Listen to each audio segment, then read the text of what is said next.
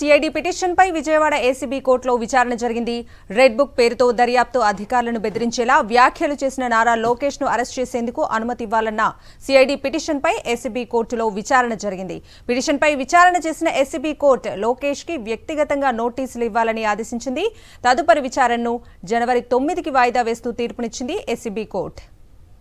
దీనికి సంబంధించిన పూర్తి అప్డేట్స్ ని మా ప్రతినిధి వినాయక్ అడిగి తెలుసుకుందాం. వినాయక్, నోటీసులు జారీ చేయాలని ఏసీబీ కోర్టు ఈ రోజు ఆదేశించడం జరిగింది.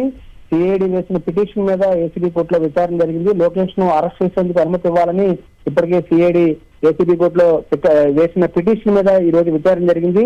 గతంలో యువగలం పాదయాత్ర ముగింపు సందర్భంగా కొన్ని మీడియా ఛానల్తో మాట్లాడుతూ లోకేష్ కోర్టు ధిక్కార వ్యాఖ్యలు చేయడంతో పాటు దానికి సంబంధించి కొన్ని కీలకమైన ఆధారాలను ఏసీబీ కోర్టు ముందు సిఐడి ఉండడం జరిగింది. ఈ నేపథ్యంలోనే లోకేష్ కు నాన్ బెయిలబుల్ వారెంట్ జారీ చేయాలని పిటిషన్ లో సిఐడి పేర్కొంది.